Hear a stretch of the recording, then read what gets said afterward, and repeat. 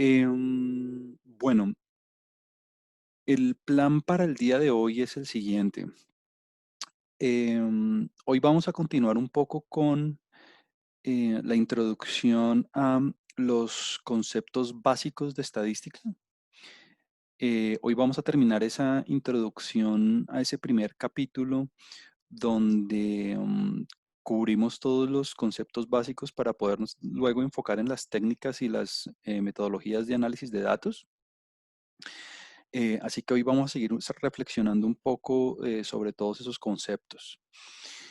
Em, y espero hacia el final de la clase, sobre los últimos 15 minutos tal vez, poderles dar como algunos comentarios acerca del software de R, de cómo, digamos, arrancarlo, de cómo hacer algunas operaciones básicas que están en el video igual que les recomendé la vez pasada, que era un video introductorio de otro curso que hice hace unas semanas, pero pues ahí todo estaba muy explicadito, digamos, desde cero, entonces por eso lo referencié allí.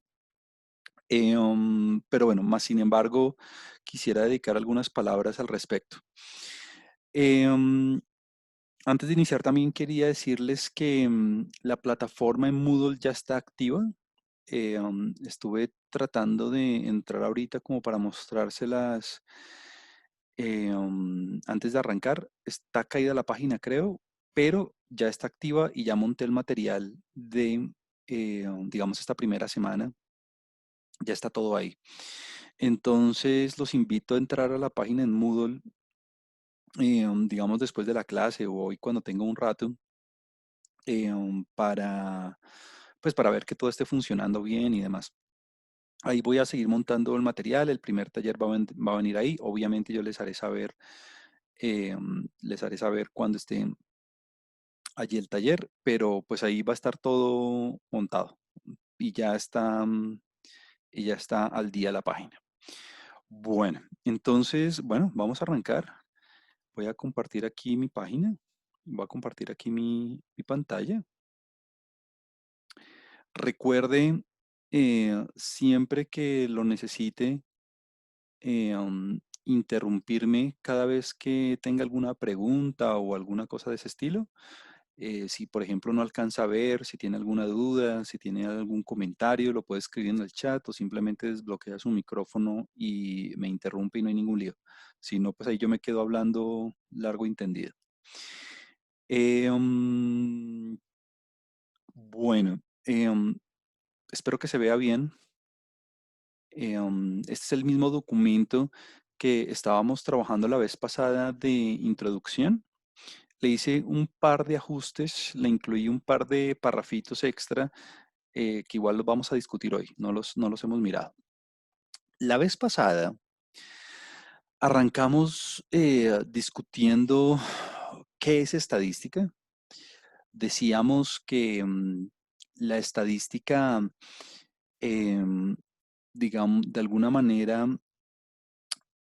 contiene y está constituida por todos aquellos métodos y técnicas que me permiten a mí, a grosso modo, recolectar, um, analizar y poder extraer información de un conjunto de datos con varios propósitos. Puede ser un propósito un poco más descriptivo y un poco más sobre la caracterización propia de un fenómeno sin ir más allá de lo que representan esos datos, de lo que constituyen esos datos, es decir, sin hacer extrapolaciones extra sobre un conjunto de datos mayor. Y a eso era lo que llamábamos estadística descriptiva. En la estadística descriptiva, por medio de tablas, de gráficas, de medidas estadísticas, de índices, nos dedicábamos a caracterizar, a describir un conjunto de datos propiamente dicho, que es algo que vamos a hacer durante todo este primer módulo, durante estas primeras semanas.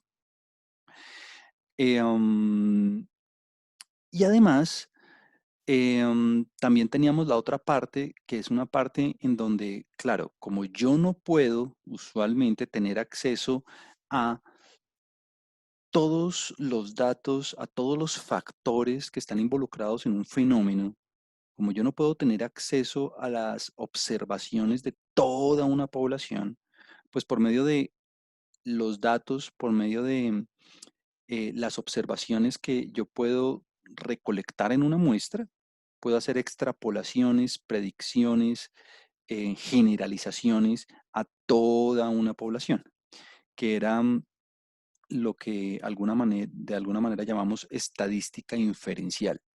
Entonces habíamos hecho esas dos aclaraciones, dimos unos cuantos ejemplos y arrancamos con algunos términos importantes. Entonces hablamos de las poblaciones constituidas por absolutamente todos los individuos o entes objeto de estudio. Y decíamos como clarificación que los individuos no necesariamente tenían que ser personas, claramente, puede ser cualquier eh, cosa, institución, animal, y, cualquier ente que usted quiera estudiar. Eso es lo de las cosas importantes. Em, y bueno, decíamos que cuando usted medía, que cuando usted tenía acceso a absolutamente todas las mediciones relacionadas con una población, era porque usted tenía un censo, pero que muchas veces no era posible hacer un censo por cuestiones logísticas, de tiempo, de recursos. Muy seguramente si usted está haciendo una experimentación, usted no puede quedarse experimentando infinitamente. Entonces, muchas veces, en muchas ocasiones, uno tiene que trabajar con los datos que ofrece una muestra. Y la muestra, de alguna manera, me sirve a mí para aprender acerca de la población. Claro, en muchos casos, y eso es una parte importante del curso, y decíamos que por eso teníamos que estudiar probabilidades, yo quiero tomar la información de la muestra para extrapolarla, para hacer predicciones, para poder aprender, encontrar patrones acerca de la población. Y por eso necesitábamos aprender probabilidades para poder hacer esos procesos. Y decíamos que el éxito de esos procesos, el éxito de esa inferencia estadística, el hecho de esas generalizaciones, el proceso de esas generalizaciones sobre la población, em, dependía de alguna manera de la calidad de la muestra. Claro, si yo tomo una muestra que está sesgada, que está, digamos, inclinada sobre ciertos tipos de individuos sin que representen toda la población, pues mis conclusiones no van a ser fiables en el sentido que yo me enfoqué únicamente en algunos individuos con algunas características predeterminadas.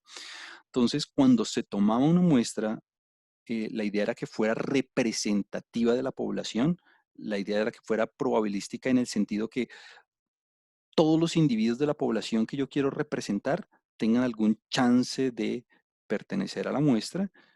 eh, y si no pertenecían a la muestra, era por efecto de la aleatoriedad, era por efecto del azar. El azar mismo decidía qué individuos estaban en la muestra o no. Mm, claro, si yo a mano, si yo, digamos, con mi criterio empiezo a seleccionar los individuos, pues muy seguramente, pues dado mi historia personal, mi background, voy a tener ciertas tendencias a elegir cierto tipo de individuos y no voy a representar todo lo que quiero representar.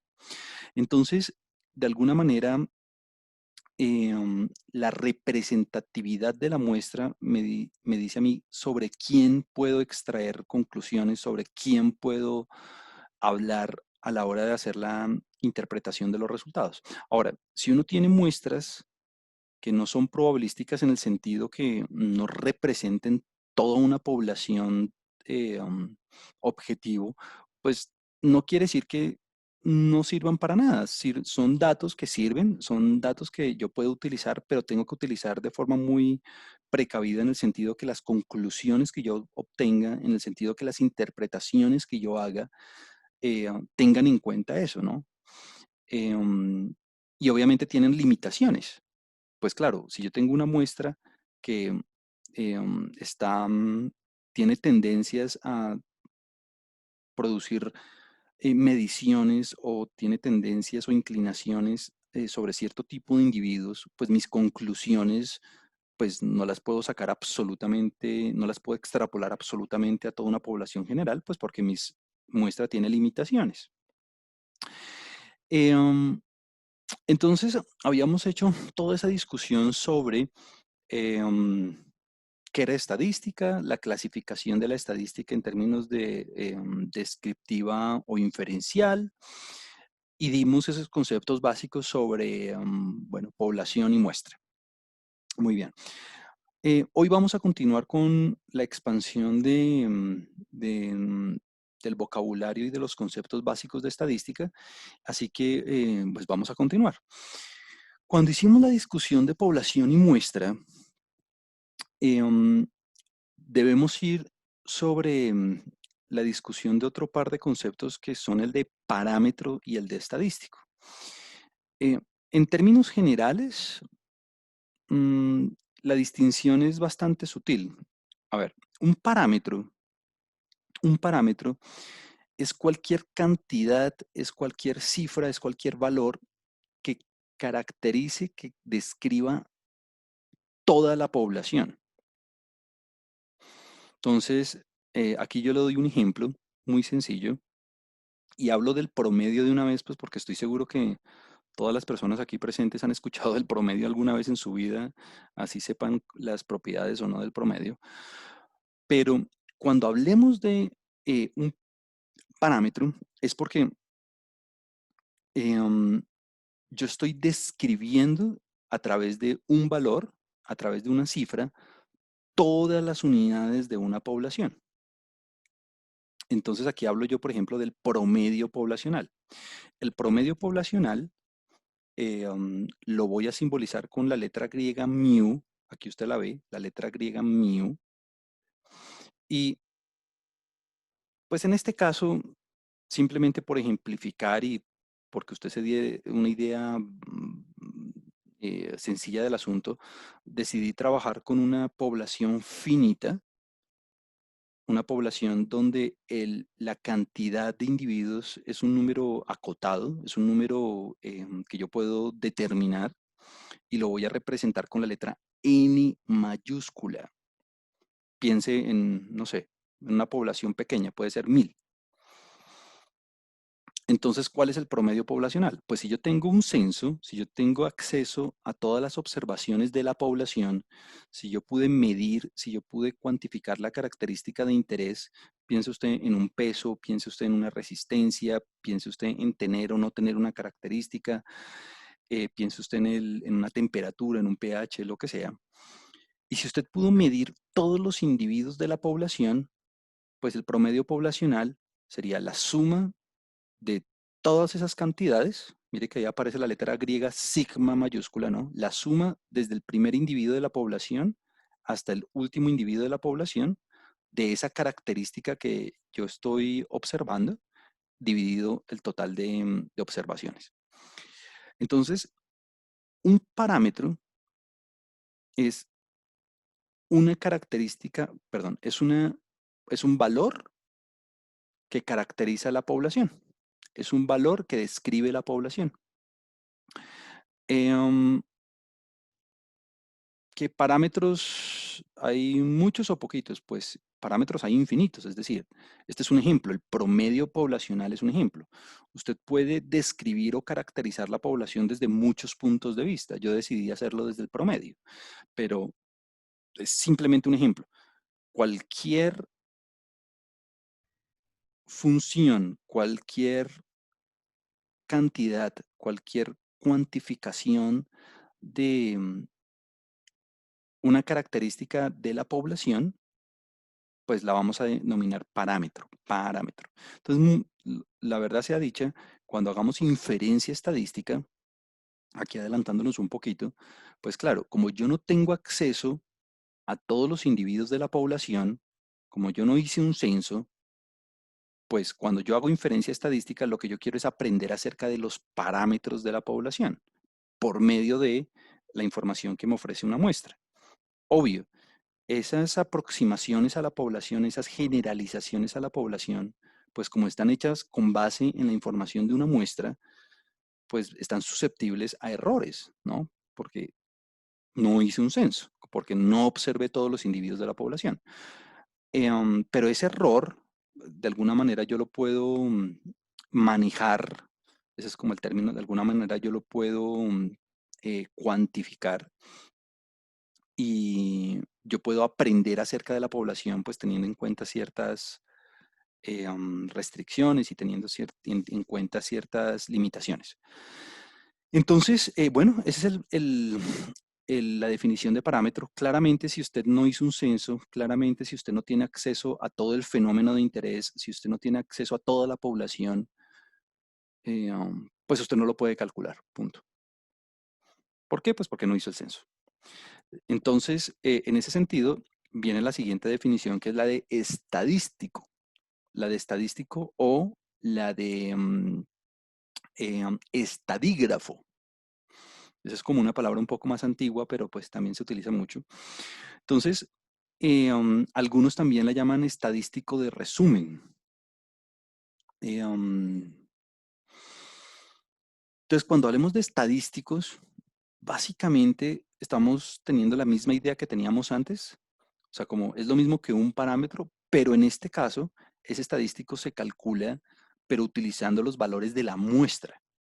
Entonces, el parámetro y el estadístico conceptualmente son lo mismo, son cantidades que caracterizan un conjunto de datos, pero el parámetro caracteriza una población, mientras que el estadístico caracteriza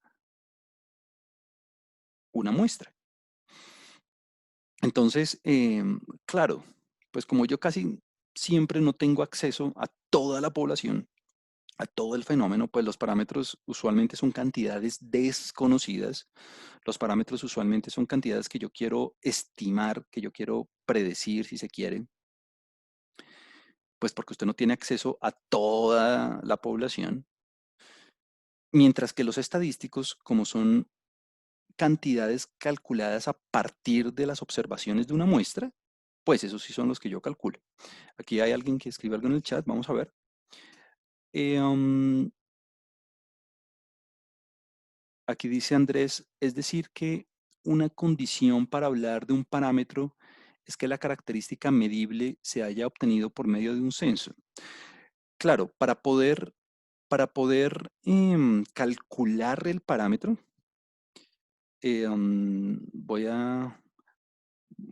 voy aquí a hacer, digamos,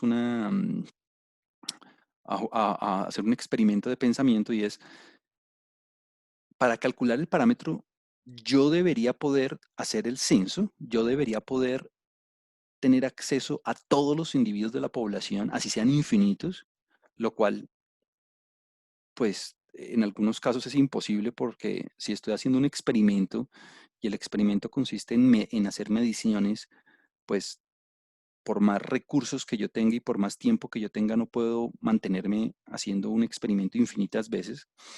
Entonces, claro, el censo sería una característica indispensable para poder calcular el parámetro, lo cual es imposible en muchas situaciones. Así tenga usted todo el dinero del mundo, así tenga usted todo el tiempo del mundo. Entonces, ese parámetro, que es conceptualmente esa cantidad que describe la población, lo importante es que ese parámetro, precisamente eso, describe la población. Y que si yo lo quisiera calcular, tendría que tener acceso a toda la población. Y pues claramente no lo tengo en muchas situaciones. Entonces, utilizo la información de la muestra,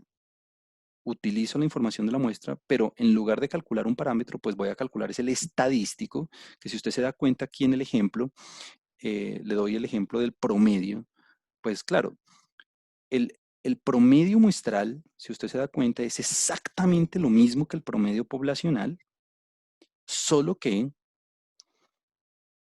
en este caso lo calculé utilizando la información de la muestra.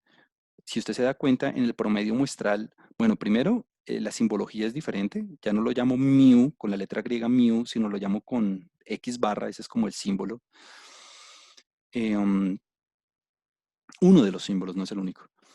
Eh, pero lo más importante es que en la fórmula usted hizo el cálculo con n minúscula, o sea, con el tamaño de la muestra.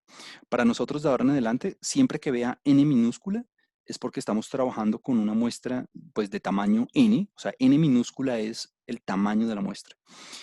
Y siempre que usted vea n mayúscula, ese va a ser el tamaño de la población, si es que la población es finita, ¿no? Si es que la población es finita. Si la población es infinita, eh, la definición de el promedio poblacional cambia. Pues ya no se utiliza una sumatoria, se utiliza una integral, pero bueno, después hablaremos sobre eso. Listo. Entonces aquí lo importante es que usted tenga la diferencia. El parámetro caracteriza una población, el estadístico caracteriza una muestra. Bueno, asociándolos pues con una cantidad en la que yo esté interesado, ¿no? Con el peso, con una resistencia, con alguna característica de interés, ¿no?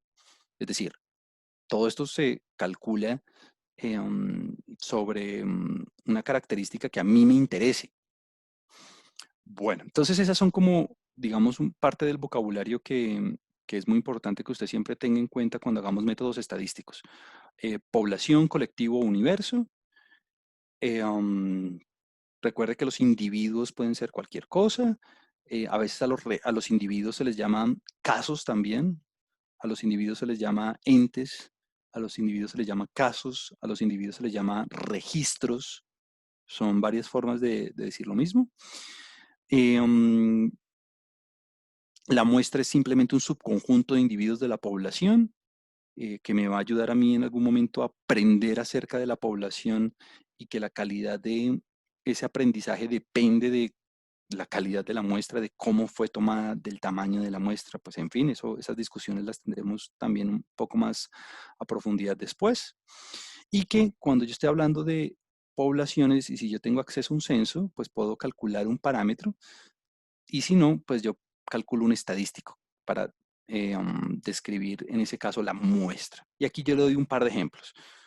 No vaya a pensar que el promedio es el único parámetro, ¿no? No vaya a pensar que el promedio es el único estadístico.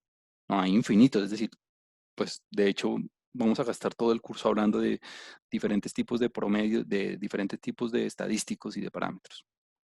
Bueno, eh, quisiera ahora que habláramos un poquito sobre el proceso de investigación.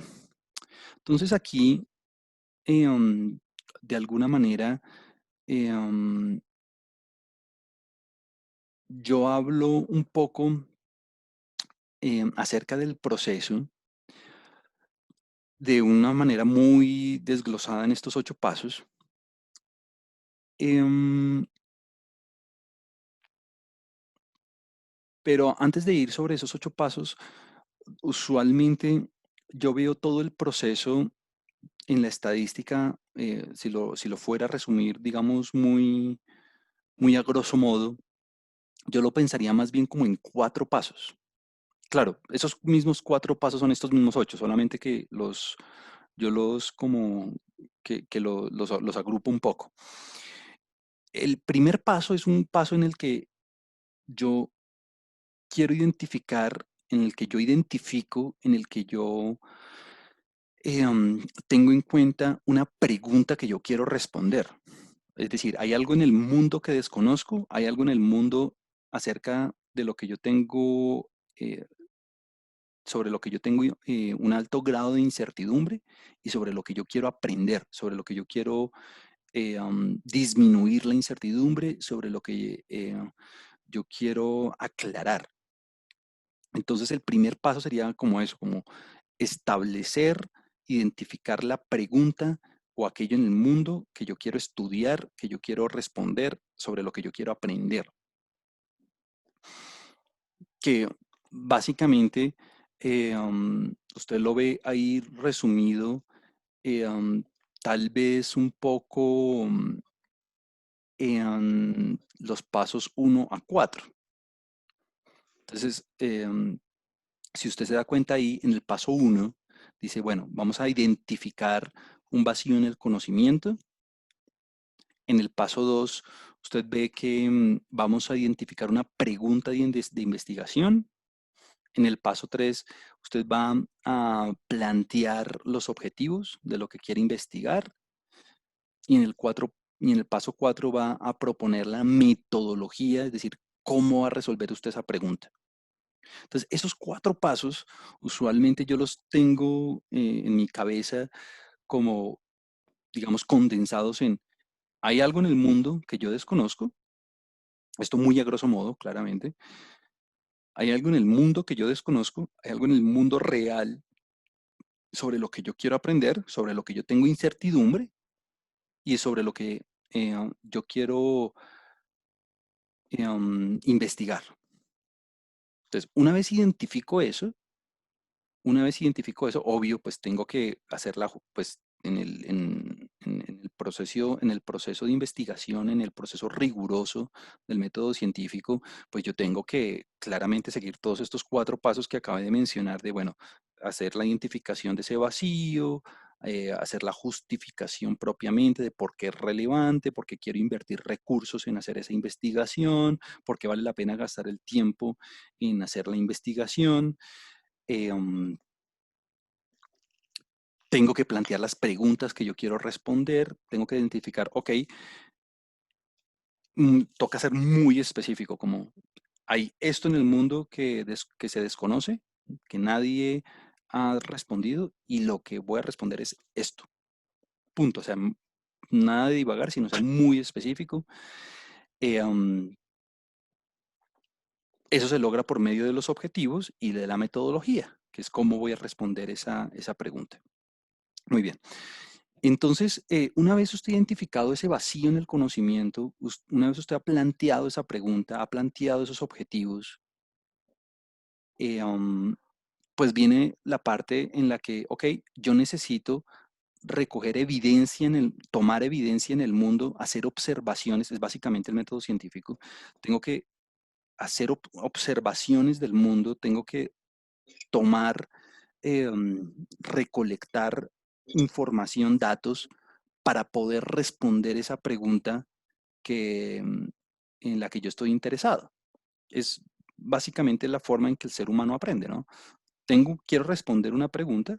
Una vez yo la identifiqué, justifiqué por qué es importante, planteé los objetivos de lo que yo quiero hacer y cómo lo voy a hacer, pues tengo que observar el mundo, tengo que hacer las mediciones, tengo que conducir el estudio, que es básicamente aquí el paso número 5, tengo que conducir el estudio, tengo que eh, um, interactuar con el mundo, tengo que hacer observaciones del mundo. Y ese es uno de los pasos en los que yo quiero hacer bastante énfasis y es que sí, el proceso de medición, si el proceso de observación, si la toma de los datos, si la elaboración del experimento, si la forma en que se hacen las observaciones no es adecuada, por ejemplo, el instrumento de medición no está calibrado, por ejemplo, la forma en que yo hice las observaciones no fue una forma en la que a todos los individuos eh, um, se le dio un chance de pertenecer a la muestra, o si yo sesgué mis observaciones sobre cierto tipo de individuos en la población, o si, por ejemplo, y estoy haciendo un experimento en el que quiero comparar quiero evaluar el efecto de un tratamiento. Entonces, si los individuos no los asigné aleatoriamente tanto a control como a tratamiento, bueno, si el proceso de observación, si la forma en que yo recolecté los datos no es fidedigna, si el proceso mediante el cual yo tomé los datos no es adecuado, pues de ahí en adelante, así usted sea el más duro haciendo software o haciendo análisis de datos, o sea el más experto del mundo haciendo estadística, pues todo va a estar mal. Nada va a funcionarle bien. Eh, en ese sentido, quiero hacer mucho énfasis en eso. La conducción del estudio, el proceso en que yo obtenga los datos, las fuentes de información, la forma de la experimentación, la medición en sí misma, constituyen el alma del proceso de investigación. Sin las observaciones, sin la interacción con el mundo, sin la toma de esos datos, así la pregunta sea la mejor pregunta del mundo, así los objetivos de la investigación sean los más elaborados del mundo, así la metodología sea la mejor. Si a la hora de tomar los datos no está todo al pie de la letra y no todo sigue un protocolo muy bien definido, si, por ejemplo, como les dije, el instrumento de medición está corrupto, pues de ahí en adelante nada que hacer. Si la muestra con la que yo decidí, si la muestra em, que yo voy a constituir está sesgada sobre cierto tipo de materiales, sobre cierto tipo de artículos, sobre cierto tipo de personas, pues em, mi estudio va a tener limitaciones, es decir, no voy a poder responder adecuadamente la pregunta que yo me planteé. Una vez em, se recolectó la información y pilas, aquí esto es, esto es demasiado, es decir, hay que gastar muchísimo tiempo y hay que ponerle muchísima atención en cómo recolectar la información, o sea, en ese paso número 5. Es decir, no es como, bueno, simplemente voy a tomar mediciones eh, um, este día a tal hora y ya. No.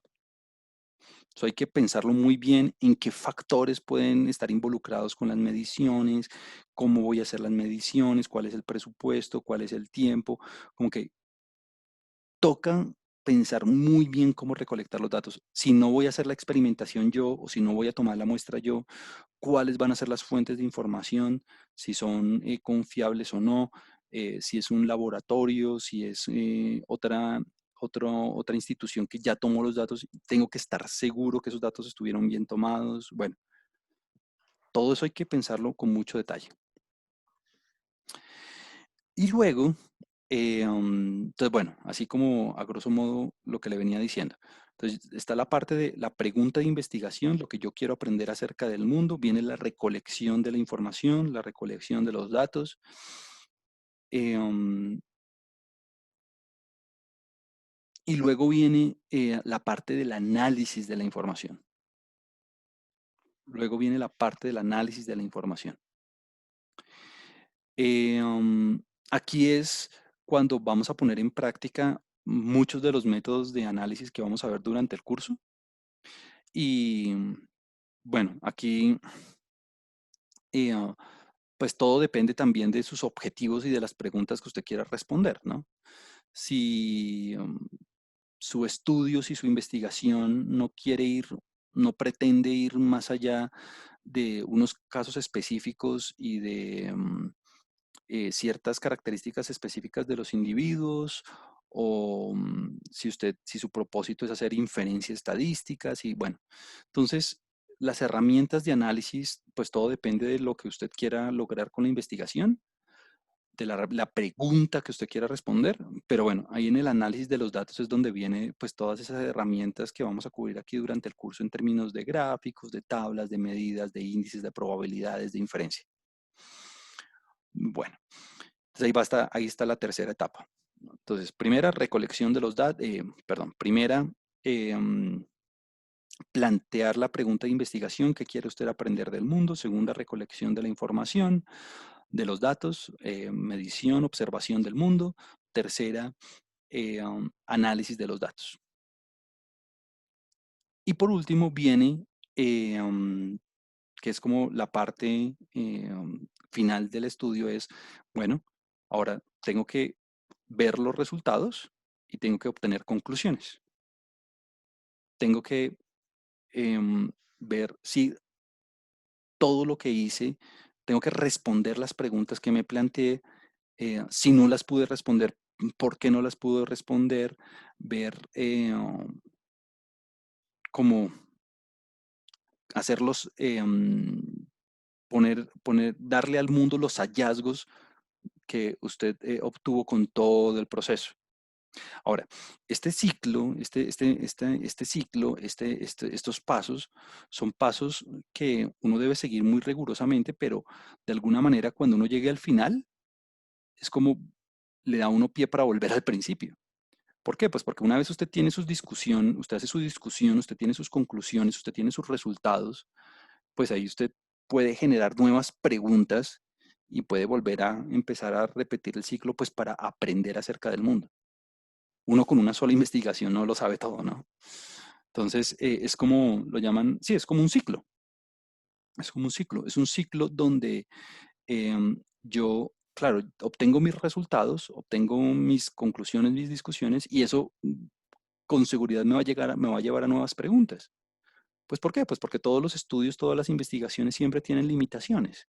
Entonces, vuelvo a hacer exactamente el mismo ciclo. Listo. Ahora, em, simplemente por darles una idea de cómo llevar a cabo una investigación, pues hay muchas formas en las que mm,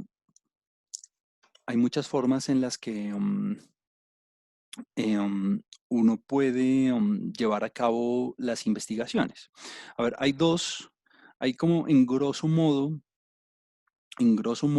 hay dos que no Ok, tengo me acuerdo. aquí plasmadas Ujú. en la Vamos en el diapositiva, pero ritmo. hay dos grandes, digamos, ramas de cómo obtener y recolectar los datos y de cómo llevar a cabo los estudios. Y uno es a través de experimentos y otras es a través de estudios observacionales, así se les llama, estudios observacionales.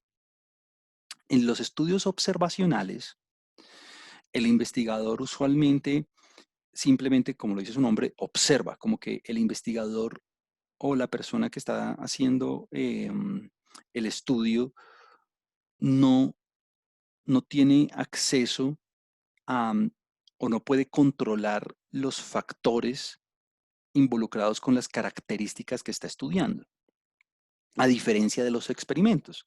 En los experimentos, entonces, en un estudio observacional, el investigador solamente observa lo que sucede. No puede involucrarse y no puede, por ejemplo, a diferencia en un experimento, asignar individuos a los tratamientos. Digamos, en un experimento, el investigador, digamos, tiene un grupo de control y tiene un tratamiento. Entonces, el investigador mismo, aleatoriamente, decide, pues no decide, pero porque lo está haciendo aleatoriamente, el investigador asigna los individuos tanto a control o a tratamiento, aleatoriamente, claro está. O sea, no es que él con su juicio dice este va para tratamiento y este va para control, no. Aleatoriamente hace la asignación, pero el investigador de alguna manera controla cuál es el tratamiento y cuál es el control. Entonces, en un experimento, el investigador sí puede influir en, en su realización, es decir, el experimento se lleva a cabo bajo las condiciones que el investigador tiene planeadas, mientras que en los estudios observacionales no. En los estudios observacionales, el investigador simplemente observa lo que sucede de acuerdo a lo que el mundo mismo está mostrándole y toma sus datos. Em, y esto solamente para decirle que em, las asociaciones, las relaciones de causa y efecto, las relaciones de causa y efecto se pueden establecer es a través de los experimentos. Los estudios observacionales les sirven para establecer asociaciones, más no para obtener eh, ese tipo de relaciones más complejas de causalidad. De causalidad. Eh, um, Entonces, digamos que a grosso modo, y ya voy a discutir un poquito más, esto más en detalle con unos cuantos ejemplos, a grosso modo, usted puede tener los estudios observacionales donde el investigador no tiene como ese control o esa planificación y simplemente observa y toma los datos, mientras que en los experimentos el investigador sí tiene ese control, tiene esa planificación y dado que tiene ese control y esa planificación, al final es posible en las conclusiones, en las discusiones, poder establecer esas causas esas relaciones de causa y efecto. Mm, Muy a grosso modo, se distinguen también dos tipos de estudios, los estudios descriptivos y los estudios analíticos. Los estudios descriptivos, pues es un poco, es un poco lo que veníamos discutiendo de la estadística descriptiva, que es en la que usted tiene un fenómeno y tiene un conjunto de individuos que si usted tiene acceso a todos, pues va a ser la población, pues si no, no. Y a ese grupo y usted va a describir, usted va a caracterizar, usted va a analizar ese grupo de individuos sin hacer extrapolaciones mayores. Entonces, aquí viene la parte importante. En los estudios descriptivos, sus conclusiones aplican únicamente sobre el conjunto de individuos bajo estudio. Punto. Los patrones, las secuencias, lo que usted halle, únicamente aplica para ese conjunto de individuos.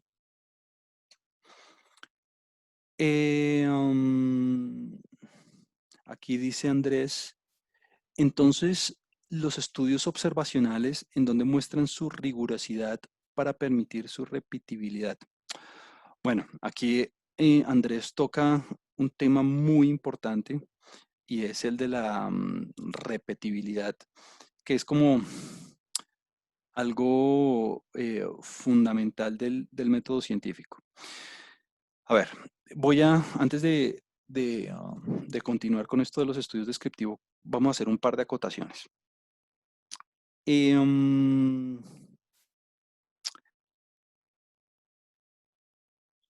los estudios observacionales, em, claro, tienen la desventaja, entre comillas, de no tener no tener como esa característica en la que el investigador mismo puede involucrarse, por ejemplo, en la aleatorización de los individuos para la asignación del tratamiento y el control. Pues es un ejemplo. Pero es que hay muchísimas situaciones en el mundo real que no son susceptibles de experimentación. Es decir, en el mundo ocurren muchísimas cosas que uno simplemente puede observar. Uno no puede, el investigador mismo no puede involucrarse porque es que el mundo mismo se lo impide. Por ejemplo, un ejemplo, digamos, típico de esto es lo del COVID. Eh, um, cuando, cuando empezó esto de la pandemia, ustedes se dieron cuenta que en los noticieros y eso el ministerio empezaba a decir, bueno, en los casos por ciudades son estos, o los casos por departamentos son estos, o por países son estos. La cantidad de contagios han sido estas, la cantidad de muertes han sido estas. Entonces, eso es un caso típico de un estudio observacional, porque aquí no es que un investigador empiece a decir, eh, bueno, a estos individuos los voy a exponer al COVID y a estos no. No, aquí el investigador simplemente observa lo que está pasando. Entonces, día a día, el investigador está viendo qué es lo que está sucediendo con el COVID en Bogotá, por ejemplo, o bueno, o en todo el país por cada una de las zonas. O bueno, el investigador únicamente observa, toma los datos y empieza a hacer las curvas, por ejemplo. Y bueno, y ahí hay un montón de modelos matemáticos para poder hacer un análisis de las curvas y todo eso. Pero ese es un caso en el que de alguna manera el investigador no decide nada, simplemente observa. Muy diferente, muy diferente a, eh, por ejemplo, el desarrollo de la vacuna, ¿no? En el que, claro, hay voluntarios para, en el que hay voluntarios para hacer testeo, pero en el experimento mismo, a algunos se les da un placebo, por ejemplo, y a otros sí se les da el tratamiento de forma aleatoria, ¿no? Aleatoriamente los individuos se asignan a control o tratamiento, obviamente para no sesgar los resultados, ¿no? En ese sentido es donde viene la parte importante de la repetibilidad. ¿Por qué? Porque si el experimento no es repetible, pues, que es parte de los ciclos del desarrollo, entonces, entonces las conclusiones no van a ser válidas. Eso es, bueno, la repetibilidad es uno de los aspectos fundamentales, igual que la aleatorización del diseño de experimentos. Pero bueno, eso es todo un mundo diferente, eso es todo un mundo diferente. Solo que hablo acerca de la repetibilidad, ya que Andrés lo menciona en ese momento. Pero entonces quiero que haya una claridad sobre la diferencia entre los experimentos y los estudios observacionales. Y es que en los estudios observacionales el investigador claramente no puede involucrarse, mientras que en el experimento sí, el investigador planea sus tratamientos, planea cómo hacer la asignación de los individuos a los tratamientos, aleatoriamente, claro está, planea eh, y garantiza la repetibilidad del experimento, bueno, hay un montón de cosas más al respecto, pero porque hay experimentos ciegos, hay experimentos dobles ciegos, bueno, hay todo un mundo detrás del diseño de experimentos. Eh, um, y bueno, más allá de los estudios observacionales y de los experimentos, que repito, simplemente quise hacer la mención para que usted viera la diferencia entre las dos formas de obtener datos, en donde en los experimentos es donde usted siempre puede establecer causas y efectos.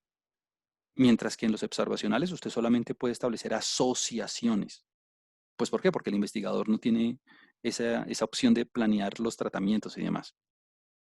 Entonces, en los estudios descriptivos, lo que veníamos diciendo era que únicamente solo aplican ese conjunto de individuos eh, um, y la otra palabra, el otro par de palabras clave que quería distinguir es el de estudios transversales y longitudinales, que son palabras muy comunes en estadística. En los estudios transversales son aquellos estudios donde el tiempo no es un factor en el análisis. Es decir, usted tiene un conjunto de datos, pero ese conjunto de datos no está referenciado por el tiempo de ninguna manera. Es decir, el momento en el que fueron recolectados no son de interés y no influyen nada en los resultados. Entonces, usted tiene un conjunto de individuos y a ese conjunto de individuos usted los observa, pero el momento de la observación no es importante. Usted simplemente le interesa la característica que usted quiera, pero a la hora de hacer el análisis, el tiempo en el que usted los midió no juega un papel fundamental, es decir, no interesa. No interesa si usted a un individuo lo observó un día y a otro individuo lo observó otro día, no, simplemente le interesan las observaciones. Mientras que en los estudios longitudinales, el tiempo sí es un factor importante. En los estudios longitudinales, usted tiene un conjunto de individuos y los empieza a observar en el tiempo. O sea, usted tiene observaciones en las que el tiempo sí es un factor determinante en el análisis. En los estudios longitudinales, usted tiene, digamos, los individuos, los observa en el día 1, luego en el día 30, luego en el día 100 y luego en el día 200. Entonces, ahí el tiempo si es un factor importante porque usted quiere ver, usted quiere estudiar de alguna manera la evolución de una característica a través del tiempo, o usted quiere ver cómo el tiempo afecta la característica que usted está estudiando, o bueno, lo que usted quiera. Entonces, esa es como la gran diferencia. Pero lo importante aquí es que en los estudios descriptivos, pues sean transversales o longitudinales, aquí usted no quiere hacer inferencias o no quiere hacer extrapolaciones a conjuntos de datos mayores. En los estudios analíticos, eh, um, estos están relacionados un poco más con la idea de los experimentos, y aquí el objetivo siempre es eh, um, determinar si existe una relación entre un factor o una exposición y un desenlace. Entonces, aquí hay como una diferenciación. Aquí hay, perdón, pensé que alguien había escrito algo más. Aquí hay como una diferenciación entre cuatro tipos de estudios analíticos. Bueno, están los estudios transversales. Recuerde que en los estudios transversales, pues el tiempo no es un factor importante a la hora de hacer el análisis, pero hay un par de estudios extra que, eh, bueno, muy seguramente usted ya los ha escuchado en algún momento. eh, este estudios de casos y controles y estos estudios de cohorte. Entonces, simplemente para que usted se dé una idea general, muy seguramente cuando vayamos haciendo ejemplos más elaborados a la medida que vayamos avanzando en el curso, pues van a salir este tipo de estudios a la luz y simplemente iremos recordando un poco los conceptos. Bueno, en los estudios transversales el tiempo no es fundamental, usted simplemente tiene unos individuos y el tiempo no es un factor determinante en el análisis. Punto. Mm, Ahora, en los estudios de casos y controles son, en algunos autores, algunos investigadores los llaman estudios retrospectivos. Es decir, usted tiene unos individuos que, que ya están de alguna manera divididos de acuerdo a un factor. Puede ser que fuman o no fuman, puede ser que están enfermos o no están enfermos, y son individuos que ya han sido observados, y cuando usted tiene la información, ya es información que ha sucedido y ya ha sido información que ya de alguna manera pasó, y usted simplemente tiene en cuenta los resultados que le llegaron o tiene en cuenta los registros que usted obtuvo una vez ya sucedió eh, um, o se desenlazó ya el estudio. Pero lo importante ahí es que los grupos ya estaban divididos de antemano y usted simplemente eh, obtuvo los datos una vez sucedieron las cosas. Un poco, entonces son los estudios retrospectivos, por eso se llaman así, retrospectivos. Y en los estudios de cohorte, pues sucede lo contrario, son los estudios en los que los individuos son asignados de alguna manera a tratamientos, son asignados de alguna manera a tratamientos y se pueden observar, por ejemplo, a través del tiempo. Pero entonces ahí son estudios ya no retrospectivos, sino prospectivos, ¿no? Donde usted puede ir haciendo la observación una vez se ha hecho la división en el momento en que usted empieza a hacer el estudio. Y todo eso a mí, yo lo enmarco dentro del caso general de los experimentos. Entonces, es importante a la hora de hacer un análisis, es importante a la hora de eh, um, poder obtener conclusiones, que usted esté muy seguro de qué tipo de estudio o de qué tipo de datos son los que usted tiene. ¿Por qué? Porque, por ejemplo, si usted está trabajando con un estudio de cohorte, con un experimento propiamente dicho, pues vienen todas estas preguntas de, a ver, el estudio es repetible, como decía aquí hace un segundo Andrés, el estudio fue un estudio aleatorizado o no, fue un estudio transversal, fue un estudio longitudinal, pues sobre todo para saber qué tipo de análisis es el pertinente y qué tipo de análisis es el que vale la pena tener en cuenta a la hora de hacer el análisis de los datos. Y pues, más que hacer el análisis, también extraer las conclusiones. Em, entonces, de alguna manera, em, quisiera yo que, y el mensaje, digamos, grande para llevar a casa es, bueno, número uno, usted tiene los estudios descriptivos donde usted simplemente va a obtener conclusiones para ese conjunto de individuos como tal y no lo extrapola, sean transversales o longitudinales. Aquí lo de la transversalidad y la longitudinalidad es bien importante, pues porque dependiendo de eso usted va a elegir un método u otro. El tiempo puede ser un factor determinante del análisis o no.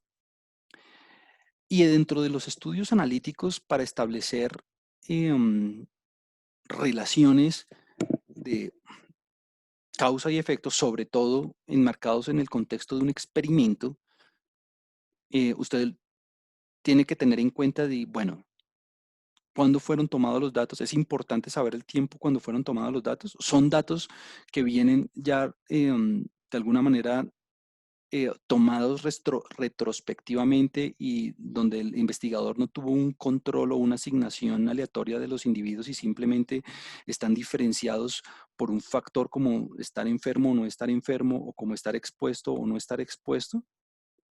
O son estudios donde el experimentador tiene control absoluto sobre todos los factores y puede hacer aleatoriedad de ir haciendo un seguimiento a través del tiempo.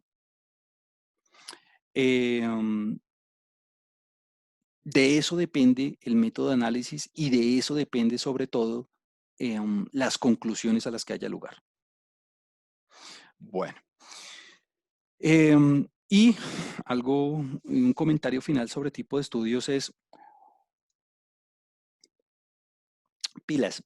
Dependiendo del tipo de estudio, depende el método de análisis y y de alguna manera dependen las conclusiones también, los resultados. Es decir, la forma en que yo interprete los resultados, la forma en que yo dé a conocer los resultados depende del tipo de estudio que se hizo. Y pues bueno, claramente a medida que vayamos avanzando en el curso, pues iremos haciendo ejemplos, iremos haciendo casos para que usted vea y ilustre cómo es que suceden cada uno de estos tipos de estudios. Muy bien. Eh, um, entonces, bueno, ya hemos visto como los conceptos básicos de estadística y quisiera hoy llegar hacia al final de estos conceptos básicos haciendo una discusión bien importante sobre las variables, que es como de alguna manera, no hemos hablado tácitamente de las variables, pero pues ahora sí vamos a tener una discusión un poco más profunda al respecto, pues porque básicamente sea el estudio que sea que usted realice, sea el que sea el conjunto de datos que usted tenga a la mano, pues las variables, las características que yo observe sobre los individuos, pues de alguna manera definen también qué tipo de protocolos voy a seguir yo para hacer el análisis.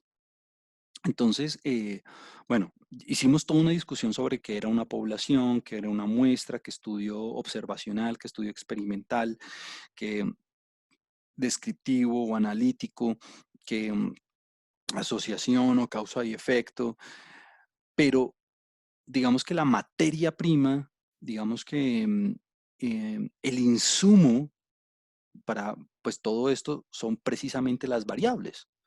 O sea, son definir, y aquí viene el punto importante, cuando uno hace una investigación y recuerda usted el primer paso, como qué es lo que yo quiero aprender del mundo, qué es lo que yo quiero observar del mundo, qué es aquello sobre lo que yo quiero generar una respuesta, qué es lo que desconozco.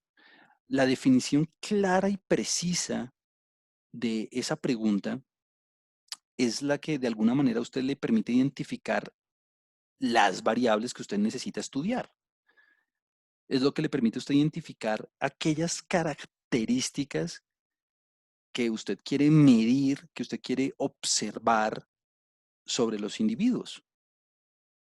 Claro, usted plantea una pregunta de investigación, usted plantea una hipótesis, usted plantea unos objetivos y a la hora de plantearlos, a la hora de establecer eso que usted quiere aprender acerca del mundo, pues es lo que le permite a usted definir cuáles son esas características que usted quiere observar, que usted quiere medir, que usted quiere cuantificar en los entes objeto de estudio.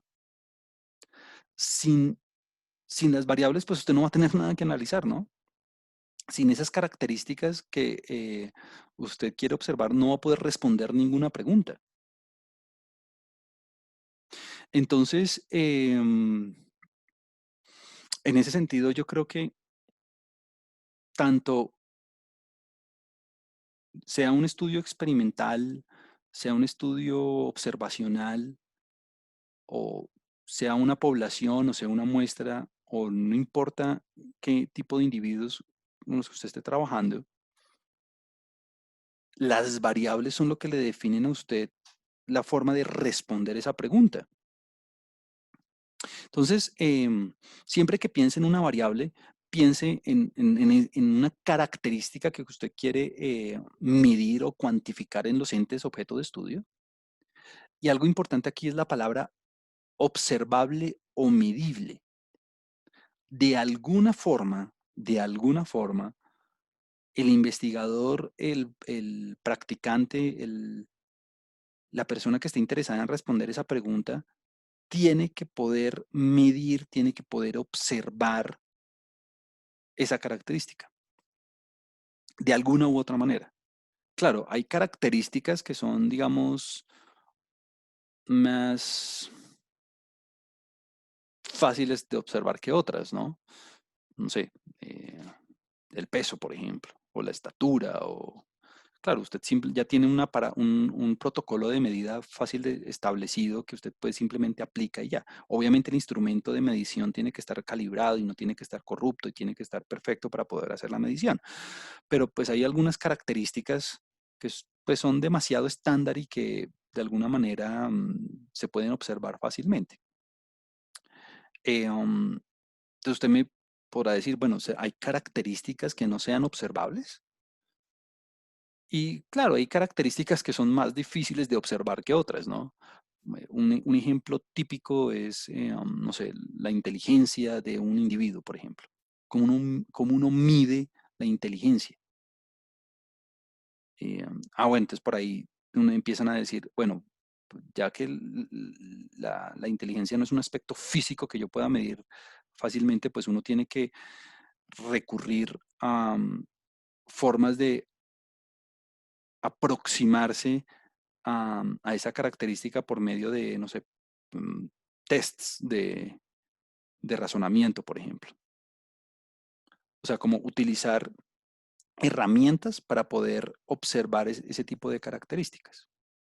Entonces, dependiendo de la característica que usted quiera observar, pues algunas son más fáciles de observar que otras, pero lo importante es que sea cual sea, usted la pueda medir y la pueda medir bien. Y si no la puede medir, pues obviamente no tiene nada que hacer, no puede responder su pregunta, pues. Bueno, las variables, esas características objeto de estudio, que dependiendo del estudio pueden ser bastantes o pueden ser pequeñas, pueden ser muchas o no. eh, um, Usualmente se pueden clasificar en dos. esto estoy seguro que usted lo ha visto en algún momento de su vida. Usted ha escuchado de variables cualitativas o variables cuantitativas. Aquí Juan David hace una pregunta. Eh, mm, ok, vamos a hacer esa discusión, Juan David. Aquí Juan David dice cualitativas, entonces haría referencia a las cualidades del objeto, es decir, rojo, negro, alto, bajo, soltero, casado. Eh, um, permíteme, Juan David, permítame hacer la siguiente diferenciación para responder esa afirmación, esa pregunta que está haciendo, y es, yo las cuantitativas las diferencio de las quali porque en las cuantitativas son las que proceden de un proceso, son aquellas que provienen de un proceso de medición, son aquellas que proceden de un proceso de cuantificación de una característica que de alguna manera se pueden expresar y están ligadas a una cantidad expresada en una forma numérica. Ahora, y pilas aquí, el hecho de, el hecho de que estén asociadas con una cantidad, aquí lo importante es eso, es que son provenientes de un proceso de medición, son procedentes de un proceso de medición, provienen de un proceso de medición y sus valores se expresan en forma numérica, pero cuidado aquí con esto, ¿no? Eh, hay variables que se pueden codificar en forma numérica, pero eso no las hace cuantitativas. Les doy un ejemplo. El sexo, ¿no? Entonces, femenino y masculino. O bueno, hombre y mujer. Entonces, claro, el DANE, por ejemplo, cuando tiene sus bases de datos, a hombre le pone 1, a mujer le pone 2, punto. Bueno, o le pone 0 a hombre y a 1 le pone mujer, o al revés, no importa. El hecho de que se utilicen números para codificar los valores de una variable no quiere decir que sea cuantitativa, ¿no?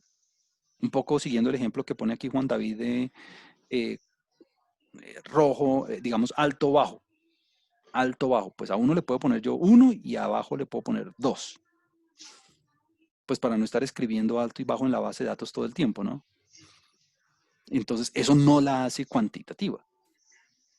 Lo importante es que esos valores de las variables cuantitativas están asociados con cantidades que provienen de un proceso, que provienen de o que son procedentes de un proceso de medición. Es decir, esos números tienen que reflejar una cantidad de alguna manera. Las variables cualitativas precisamente son aquellas que no son cuanti, ¿no? Entonces reflejan o están asociadas con eh, un atributo, una cualidad del individuo.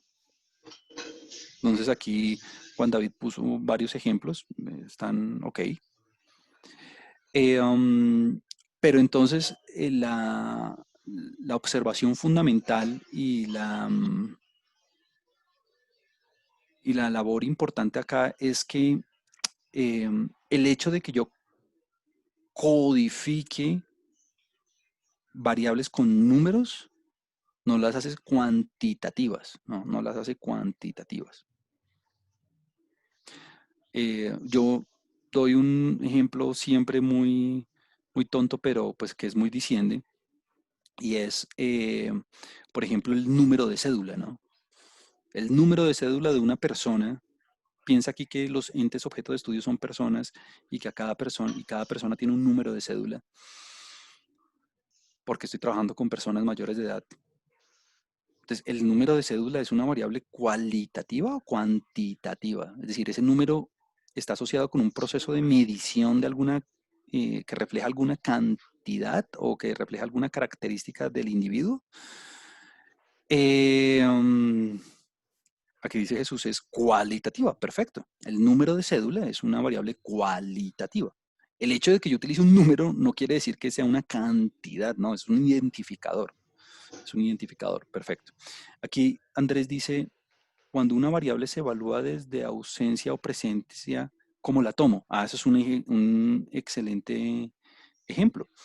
Y nosotros vamos a trabajar con ese tipo de variables todo el tiempo. Entonces aquí Andrés nos ofrece un ejemplo de una variable cuando yo tengo una característica que se observe como presencia o ausencia, como o tiene o no tiene la característica, o está presente o no está presente. Esa es una variable cualitativa. Eh, um, ¿Por qué? Porque simplemente simplemente Nora, refleja un atributo, refleja una categoría pues es que más, asociada con el si individuo. nuestro presidente Entonces, ese es un llama ejemplo a perfecto, Andrés. los homicidios colectivos, Ausencia o presencia de un atributo cualitativa. A las variables cualitativas a veces se les llama también categóricas. Entonces, cuando usted, cuando usted, cuando usted escuche esa palabra de categóricas, piense usted en variables cualitativas. em, y a los posibles valores que pueda asumir una variable de estas, usualmente se le llaman niveles, ¿no? Niveles de la variable, los niveles de la variable. Entonces, las variables cuantitativas, el truco es simplemente pensar en que si reflejan una cantidad o no, mientras que en las cualitativas pues, reflejan un atributo o una cualidad del individuo. Ahora, las variables cuantitativas, y esto lo digo porque dependiendo de cómo sean las variables, algunos métodos aplican u otros no. Em, las podemos clasificar también como discretas o continuas. Las variables discretas, entonces ya estamos pensando únicamente, ya estamos pensando únicamente en cuantitativas, ¿listo? Las variables cuantitativas, em, las podemos clasificar como discretas o continuas, y las variables discretas, bueno, las continuas son las, digamos, tal vez las más fáciles de entender. Las variables continuas son aquellas variables que, claro, como están asociadas con cantidades, son variables numéricas en las que siempre puedo encontrar un valor intermedio entre dos pares, entre dos posibles valores de la variable. Es decir, la variable asume cantidades infinitos de valores. Esas son las continuas. Entonces, por ejemplo, usted me dice, yo tengo una variable numérica y entonces para saber si es continua o discreta, pues las continuas son aquellas variables que entre cualquier par de valores yo puedo encontrar otro posible valor de la variable. Entonces, no sé, yo tengo una variable que pueda sumar el valor 1 y el valor 1.5. ¿Será que es posible encontrar el valor 1.25? Pues si la respuesta es sí, entonces es continua, si no es discreta. Usualmente las variables discretas, usualmente las variables discretas están asociadas con conteos. Es decir, no siempre se puede encontrar un posible valor de la variable. Piensa usted en número de algo. Esas son, usualmente las variables discretas son esas, son número de, son cantidad, son conteos, número de. Esas son las variables discretas, número de. Entonces piensa usted en ejemplo tonto, número de hijos o número de lo que usted quiera. Entonces, entre 1 y 2 puedo encontrar un valor, sí, 1, perdón, entre 0 y 2 puedo encontrar un valor, sí, 1, claro que sí. Bueno, entre 0 y 1 puedo encontrar un valor, no. Si estoy trabajando con número de hijos, por ejemplo, yo no puedo encontrar siempre 0.5 hijos, eso no tiene sentido. Mm, Piensa usted en el peso, por ejemplo. Peso. Alguien algo o alguien o lo que sea puede pesar entre 1 entre 1 kilogramo y 2 kilogramos, claro, 1.5, sí, eso es posible. Algo puede pesar entre 1.5 y 2, claro, 1.64. Algo puede pesar entre 1.64 y 1.7, claro, 1.645. Entonces, las variables discretas usualmente están asociadas, usualmente no, son las variables que están asociadas con conteos, número D. No siempre se puede encontrar un par de valores entre, no siempre se puede encontrar un valor entre un par de valores de la variable. ¿Por qué? Porque puede que no tenga sentido. Continuas, siempre se puede encontrar un par de valores, son valores continuos, ¿no? Son valores continuos, infinitos posibles valores. Aquí Daniel hace un ejemplo, tasa de fertilidad. Tasa de fertilidad es un buen ejemplo. Vamos a pensarlo por un segundo. ¿Será que, eh, um, será que, bueno, primero pensemos, hagamos, hagamos primero el proceso un poco en orden. Esto es un buen ejemplo, la tasa de fertilidad. Entonces, ¿sobre qué tipo de individuos se mide la tasa de fertilidad?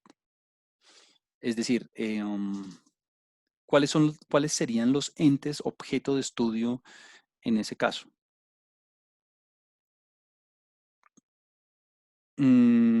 Ok, ok. No voy a, no voy a, no voy a contradecir eso, claro, claro. Es otra opción. Bueno, una vez establecí yo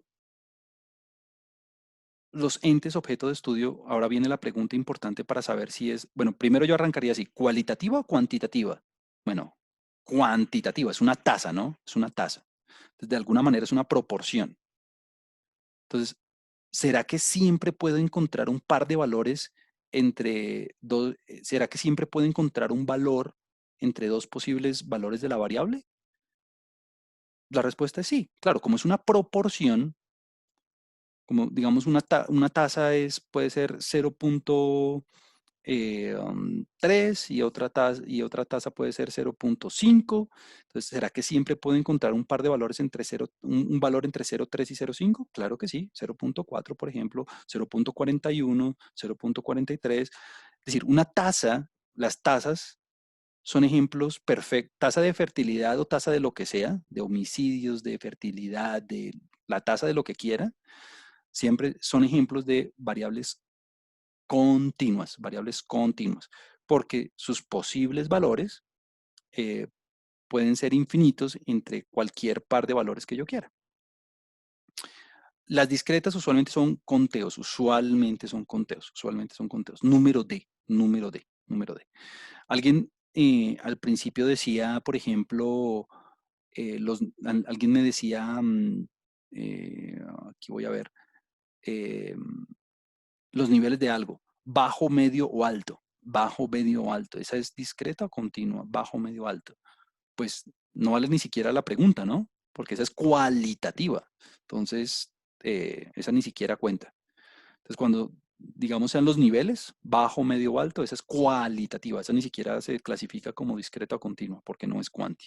Entonces, Daniel, tasas cuantitativas, tasa de lo que sea, siempre son cuantitativas continuas, continuas, continuas. Muy bien. Y aquí hay un comentario que yo siempre le doy a todos mis estudiantes y es, siempre que haga, antes de hacer cualquier análisis, antes de saber si usted, antes de hacer inferencia estadística, antes de hacer un estudio descriptivo o analítico, o antes de hacer lo que sea que usted quiera hacer, siempre esté seguro de qué significa la variable y de cuáles son las unidades de medida. Es decir, nunca haga nada y nunca se lance al software y nunca se lance a escribir resultados ni sin estar seguro cuál es el significado real de la variable y sin estar seguro cuáles son las unidades de medida de la variable. ¿Será que estoy en kilogramos? ¿Será que estoy en gramos? ¿Será que estoy en newtons? ¿Será que estoy en centímetros, en metros? ¿Será que estoy en unidades, bueno, la unidad que sea? Porque claro, ¿cómo voy a interpretar yo los resultados? Como un ejemplo tonto, ¿cómo voy a interpretar yo un promedio si yo no estoy seguro de qué unidades está la variable? ¿Será que estoy en billones? ¿Será que estoy en millones? ¿Será que estoy en, bueno, pilas con eso? Y segundo, pues claro, antes de poder interpretar o de poder analizar cualquier cosa, pues uno tiene que saber qué es la variable, ¿no? Si estoy analizando, si estoy trabajando con una temperatura, bueno, ¿será que estoy en Celsius? ¿Será que estoy en Fahrenheit? ¿Será que estoy en Kelvin? ¿Qué significa estar en una escala? ¿Qué significa estar en la otra? Bueno, entonces estar muy seguro de eso antes de cualquier cosa. Uno no se las tiene que saber todas y uno pues simplemente, si uno no está seguro, pues simplemente busca, pues. No asuma, simplemente busca y ya.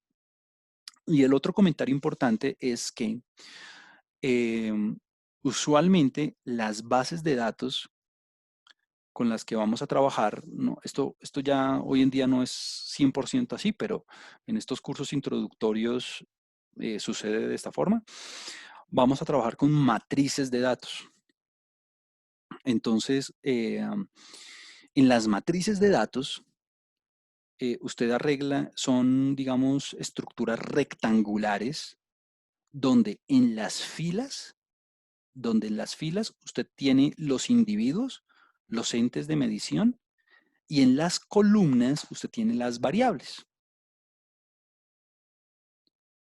Entonces, las bases de datos usualmente se organizan así. Si quiere pensar en un Excel, pues piense en un Excel. Entonces, cada fila, cada fila hace referencia a un individuo a un ente objeto de medición. Cada fila hace referencia a un caso y cada columna hace referencia a una variable. Entonces, si usted quiere, puede pensar en personas para hacerlo fácil. Entonces, usted tiene 100 personas, entonces usted tiene 100 filas.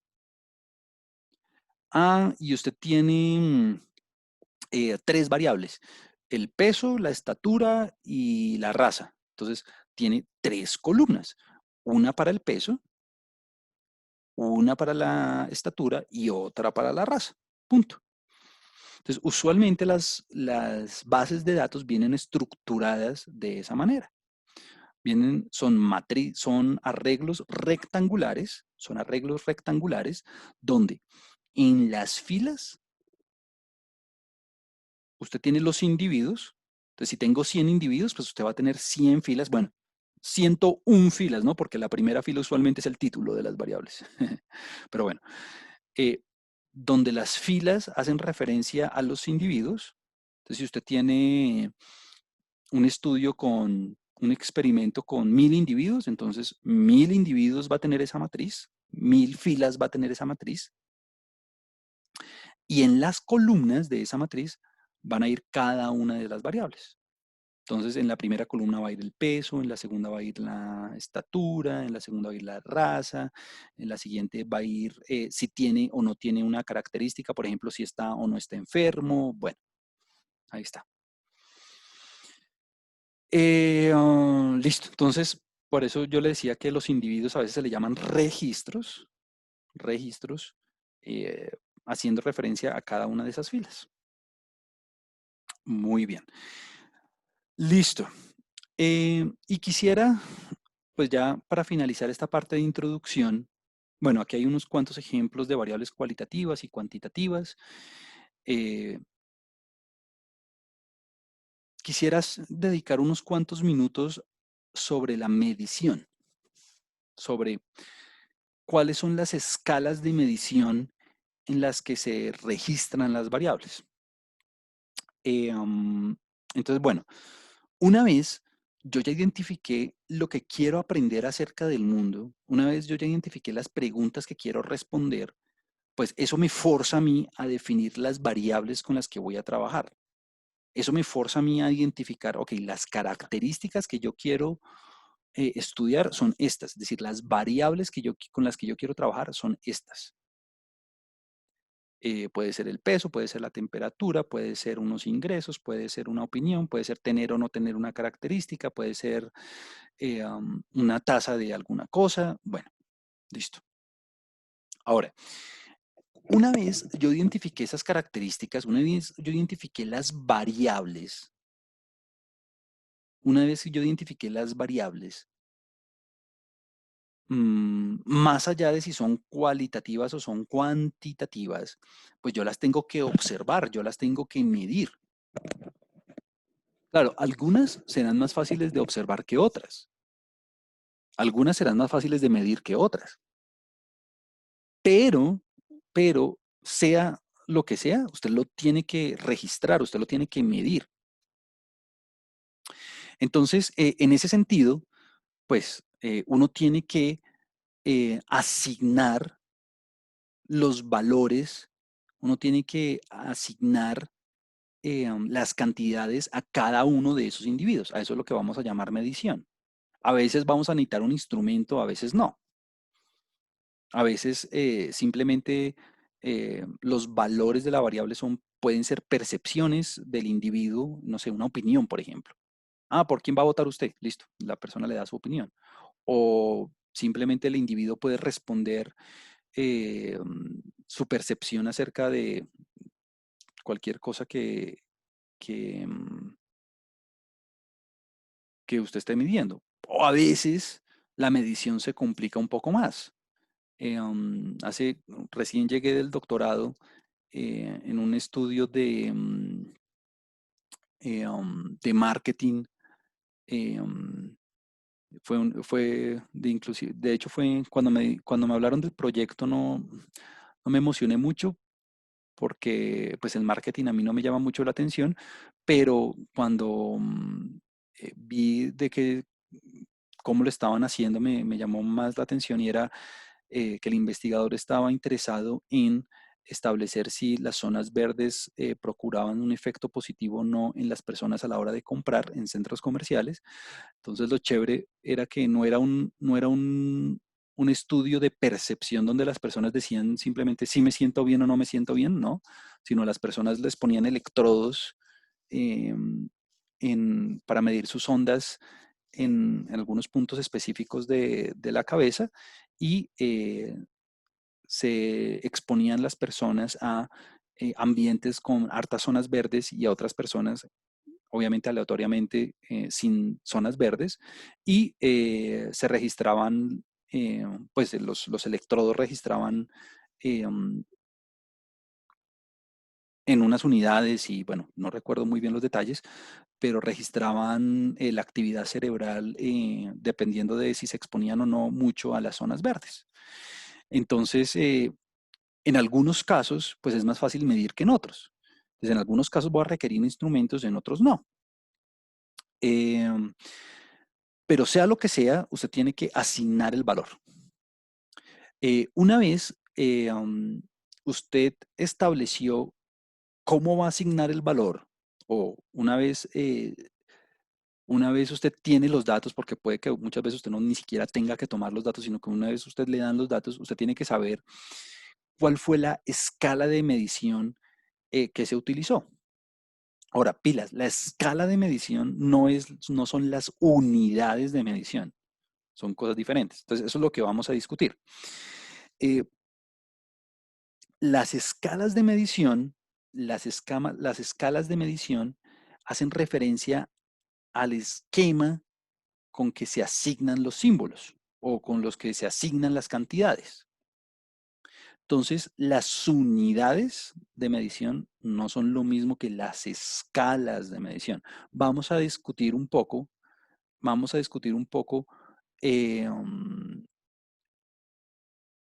cuáles son las escalas de medición. ¿Por qué? Porque dependiendo de la escala de medición, algunos análisis aplican y otros no. Es muy importante saber cuál es la escala de medición porque si usted se equivoca clasificando la variable de acuerdo a su escala de medición, puede estar perfectamente aplicando un método de análisis que no tiene sentido. Entonces vamos a empezar con la más básica y es la escala nominal.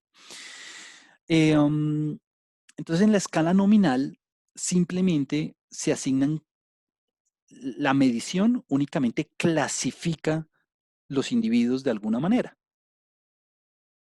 Entonces, un ejemplo típico puede ser el sexo, por ejemplo. Eh, Hombre o mujer, punto. Listo. Se clasifica la medición, la cuantificación únicamente clasifica a los individuos. Únicamente clasifica a los individuos.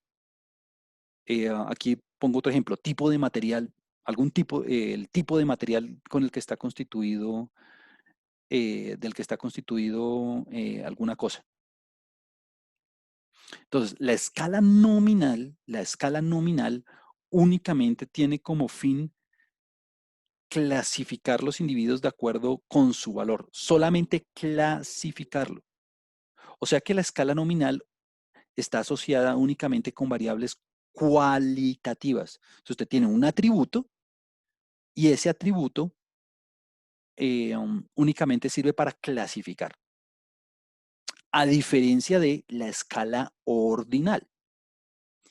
En la escala ordinal, además de clasificar, los valores de la variable le permiten a usted establecer un orden. Entonces aquí alguien ya, por ejemplo, me da un ejemplo, alguien aquí ya me da un ejemplo de una escala ordinal.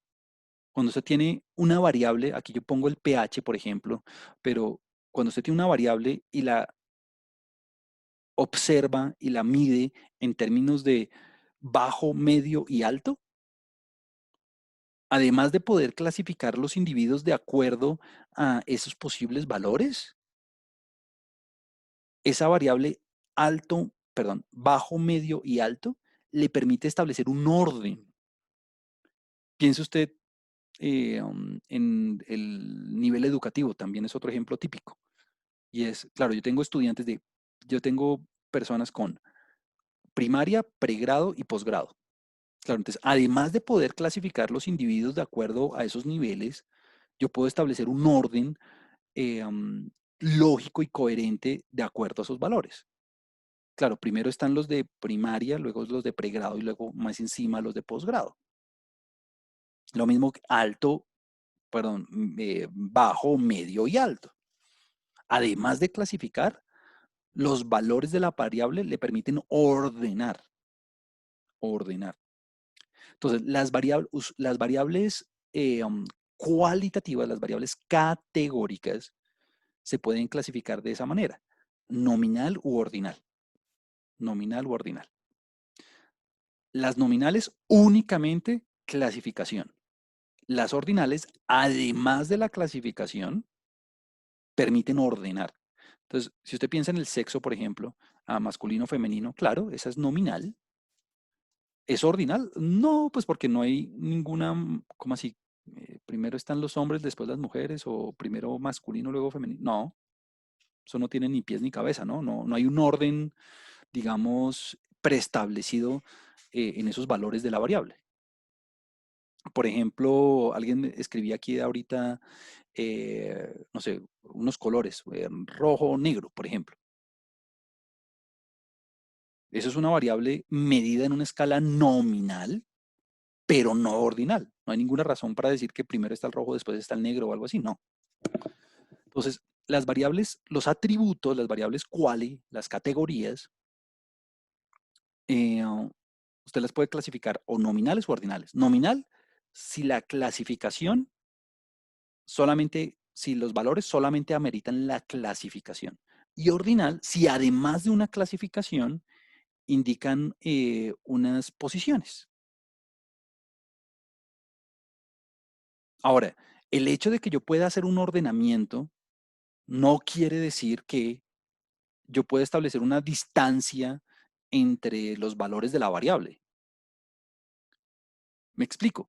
El hecho de que yo tenga, no sé, pregrado, perdón, primaria, pregrado, posgrado, No quiere decir que yo pueda cuantificar cuál es la diferencia entre los años de educación. No, pues porque posgrado, por ejemplo, puede incluir especialización, maestría y doctorado, pero fíjese que la cantidad de años que involucran esos estudios es diferente en todos los casos. Es decir, el orden, el orden, el orden existe, pero usted no puede establecer una distancia en qué tan separadas están las categorías. Cuando yo estaba estudiando estadística en la universidad, me acuerdo tanto que el profesor, el primer ejemplo que me dio de esto fue el de piense en el orden, piense en el orden en que los individuos terminan una tarea.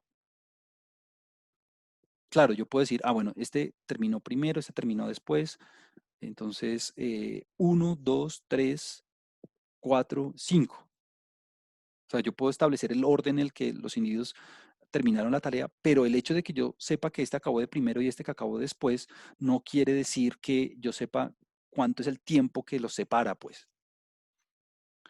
Entonces, en una escala de medición nominal, yo clasifico, en una escala de medición ordinal, yo establezco, además de la clasificación, un orden entre los valores de la variable. Pero ese orden no define una distancia, no define una distancia. Entonces, la escala nominal y la ordinal se asocian con variables quali, se asocian con variables quali. Y aquí yo le doy un par de ejemplos. Le sigue la escala de intervalo. En la escala de intervalo, además de la clasificación, además del ordenamiento, yo puedo establecer una magnitud, tanto en el orden, yo puedo establecer una magnitud tanto en el orden como en los valores propios de la variable. Es decir, ya esta escala de intervalo se utiliza o está asociada con variables cuantitativas,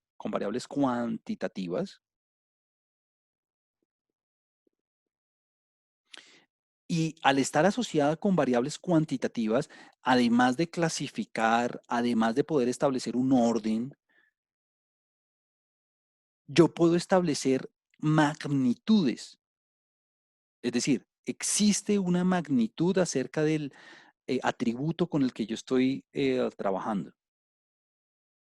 Y el ordenamiento, y con el ordenamiento yo ya puedo establecer las diferencias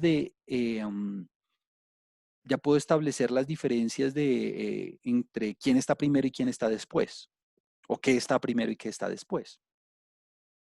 Pero aquí lo importante, y es lo que diferencia esta escala a la siguiente, es que la magnitud del cero es relativo.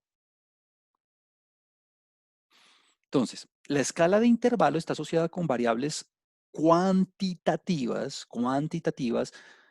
Entonces, por eso decimos que además de clasificar, además de poder establecer un orden, yo puedo establecer magnitudes.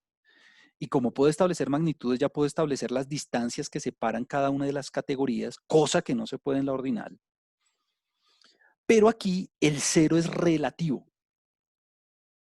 Por eso aquí dice, no posee un cero absoluto.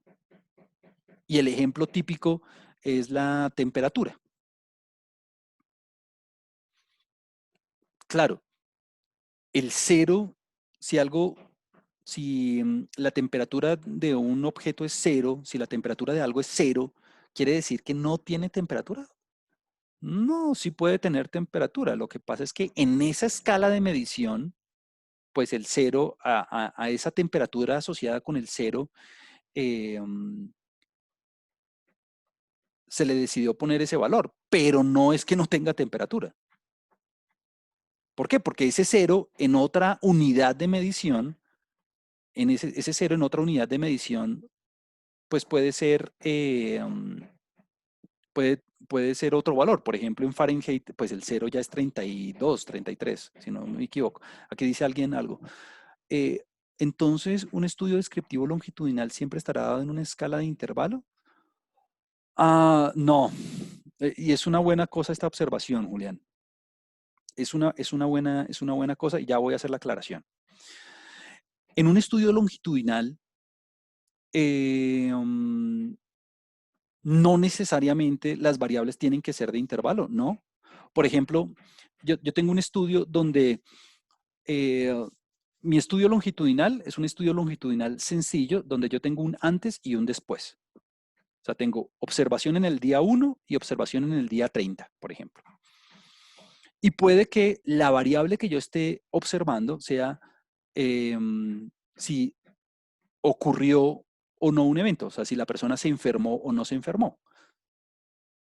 Entonces, fíjense que esa variable de se enfermó o no se enfermó es una variable cualitativa, nominal, nominal. Entonces, tengo la variable en el día 1.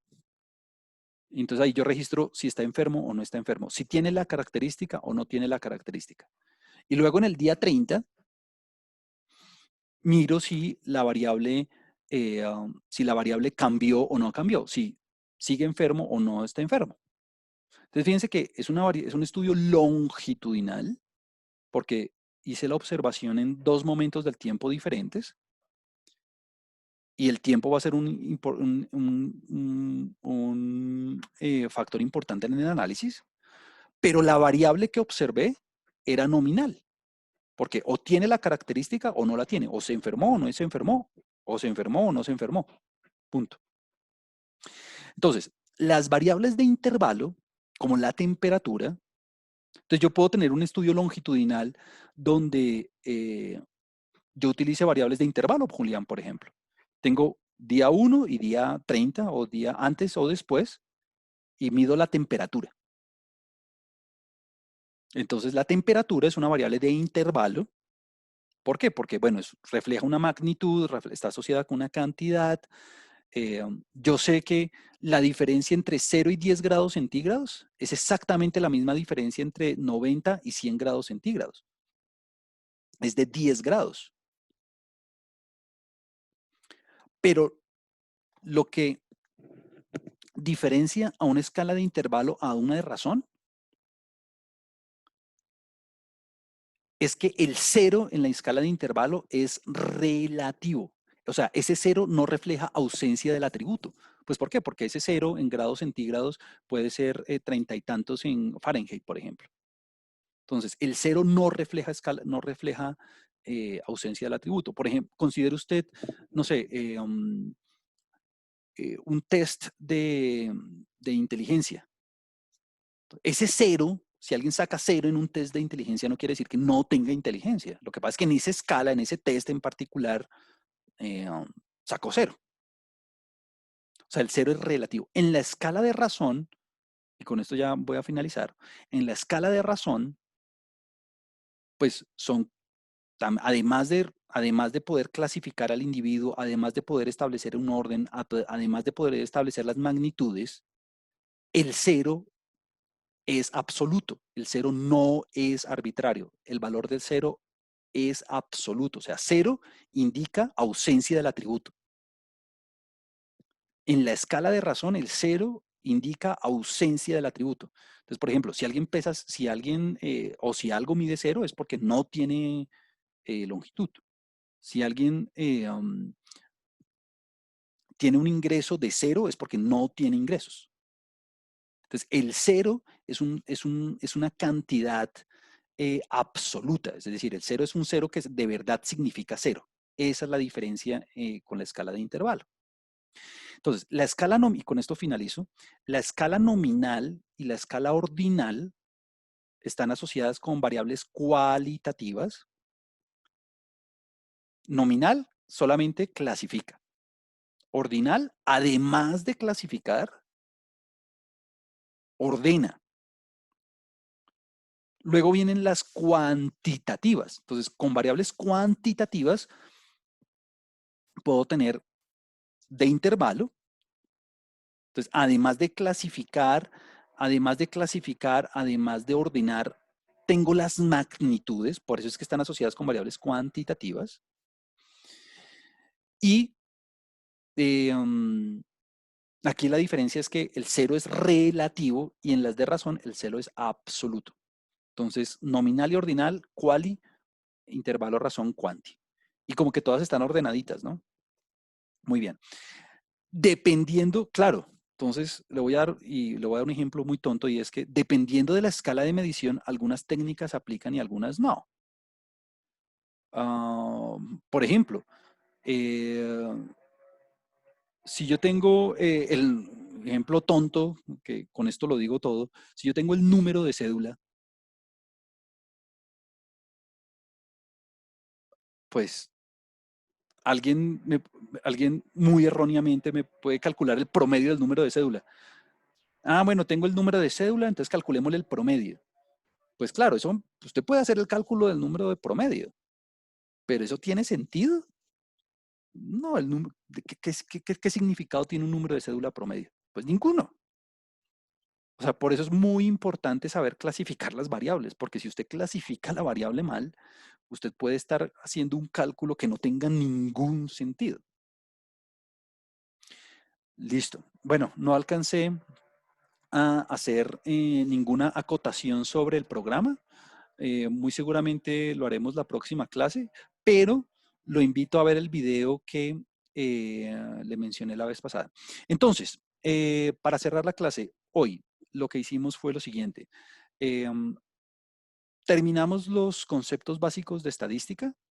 eh, Hicimos la diferenciación entre parámetros y estadísticos. Discutimos y dimos ejemplos sobre tipos sobre tipos de estudios. Hablamos sobre el proceso de investigación. Hablamos sobre los estudios observacionales y sobre los estudios experimentales.